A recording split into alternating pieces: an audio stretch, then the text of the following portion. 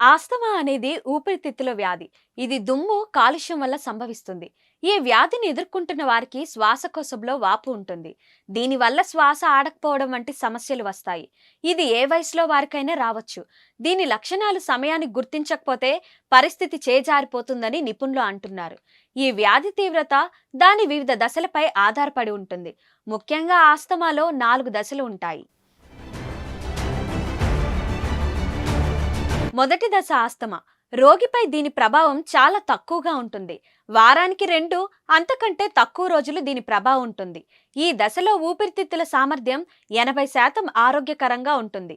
రెండవ దశలో వారానికి 2 అంతకంటే ఎక్కువ రోజులు కనిపించవచ్చు. మూడవ దశలో ఉబ్బసం లక్షణాలు కంటిన్యూగా కనిపిస్తాయి. దీనివల్ల రాత్రంతా మేల్కొని ఉండాల్సి వస్తుంది. ఈ దశలో ఊపిరితిత్తుల సామర్థ్యం 60 నుంచి 80% వరకు ఉంటుంది. దీనికి ప్రతిరోజు ఇన్హేలర్ అవసరం. నాలుగో దశ.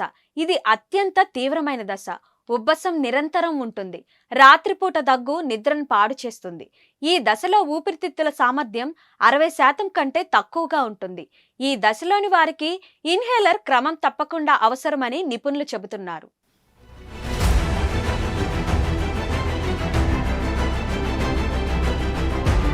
మరిన్ని వీడియోస్ కోసం ఛానల్ ని సబ్స్క్రైబ్ చేయండి. లేటెస్ట్ అప్డేట్స్ కోసం వాట్సాప్ ఛానల్ ని ఫాలో చేయండి.